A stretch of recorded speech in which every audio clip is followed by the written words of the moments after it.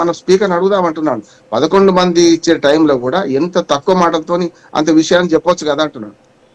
అట్లాగే ఇద్దరు మర్యాదస్తులు గారు ఎదురైతే రాజు గారు, ఇప్పుడు వెంకటరెడ్డి గారు వంశీ గారు ఎదురైంది అనుకోండి, నమస్కారం వెంకటరెడ్డి గారిని ఆయన, నమస్కారం వంశీ గారిని మీరన్నారు అనుకోండి, అప్పుడు 3 మాటలు అవుతాయి. సామెతనే ఉంది మనకు.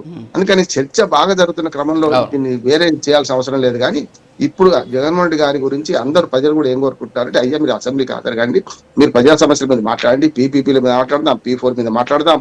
మీ మనం చెప్పాను కదా, గతంలో ల్యాండ్ టైటిలింగ్ యాక్ట్ వస్తే నేను స్పష్టంగా సమర్థించిన, తప్పు ఇది, వీళ్ళు చేస్తున్న పని బంగాళాఖాతంలో పడేస్తా అంటున్నారు, మీరే రేపు వచ్చిన తర్వాత అధికారంలోకి వచ్చినా మీరు చేయాల్సి తప్పదు అని నేను సెంట్రల్ గవర్నమెంట్ యాక్ట్ గురించి నేను మాట్లాడి, మీరే సాక్షి. ఇప్పుడు ఏమైంది, మళ్ళీ అక్కడికే వచ్చారు కదా. అందుకని జగన్మోహన్ రెడ్డి గారు ఏం చేస్తారంటే, తమ ఈ ప్రభుత్వం అవలంబిస్తున్న తప్పుడు విధానాల మీద గట్టిగా గళమెత్తాలని కోరుకుంటున్నారు ప్రజలు కూడా. ప్రజల్లో తిరగడం తప్పు కాదు, పాదయాత్రగా అంటున్నారు. పాదయాత్ర విషయంలో కూడా మంచి క్లారిటీ ఇచ్చారు. ఇప్పుడు కాదు, 2028 తర్వాత నేను చేస్తా పాదయాత్ర అంటున్నారు, ఓ సంవత్సరం ముందు, మంచిది అంటున్నాను. కానీ ఇక్కడ అసెంబ్లీకి పోకపోవడం వల్ల నష్టం పార్టీకి అవుతుంది, ప్రజలకు కూడా అవుతుంది అంటున్నాడు. ప్రజలకి నష్టం అవుతుందంటే, మీరు ఏదైతే మాట్లాడుతున్నారో, మాట్లాడే ప్రతిపక్ష నాయకుడు మాట్లాడే మాట రికార్డ్ అవుతుంది కదా, అక్కడ ఎవరైనా ఏ సభ్యుడైనా కదా. కానీ చేయమంటున్నాను, గౌరవానికి అంటారా? మన బొత్స సత్యనారాయణ గారు ఏమన్నారు, మాకు గౌరవం దొరుకుతుంది కనుక విధాన మండలికి వెళ్తున్నామన్నారు. మీరు పోయి చూడండి, నిజంగానే గౌరవానికి ఏ మాత్రం భంగం కలిగినా ప్రజలు కూడా అంటారు కదా, చూసిండ్రాయా మంచిగా వంశీ గారు ఎంత బాగా చెప్పిండ్రు, గౌరవం ఇస్తాన్నారు, పిలిపించి అవమానించారని మనం అందరం కూడా అంటాం కదా అంటున్నాను నేను. అందుకనే ఈ వైసీపీకి కానీ జగన్మోహన్ రెడ్డి గారి విజ్ఞప్తి ఏంటంటే, ప్రజల తరఫున మీరు అసెంబ్లీకి వెళ్ళండి.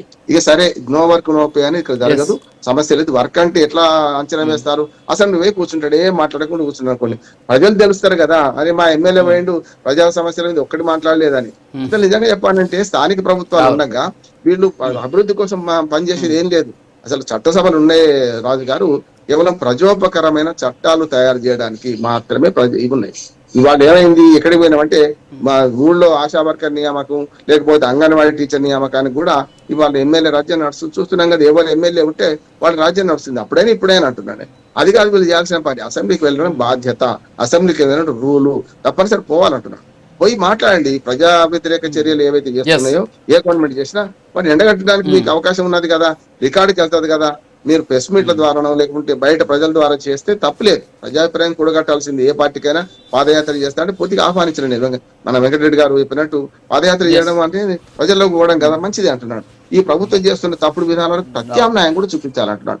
నిర్మాణాత్మక ప్రతిపక్షం ఏం చేస్తుందంటే, ఇది తప్పు అంటే మేము వచ్చినాక ఏం చేస్తాం చెప్పాలి. అందుకని నేను ల్యాండ్ టైటిలింగ్ యాక్ట్ ను కావాలని ఎందుకు ఉదరించానంటే, అలాంటి మంచి యాక్ట్ సెంట్రల్ గవర్నమెంట్ చేసింది, ఆంధ్రప్రదేశ్ మొట్టమొదటిసారి ఇంప్లిమెంట్ చేస్తుంది. ఇవాళ మరొక 6,000 గ్రామాలు అయితే వీళ్ళు సర్వే చేసింది కదా, సేమ్ అట్లాగే అంటున్నారు. పీపీపీ విధానం తప్పు అంటున్నారు. మెడికల్ కాలేజ్ విగ్రహం, ఎన్టీఆర్ గారి విగ్రహానికి 2,500 కోట్లు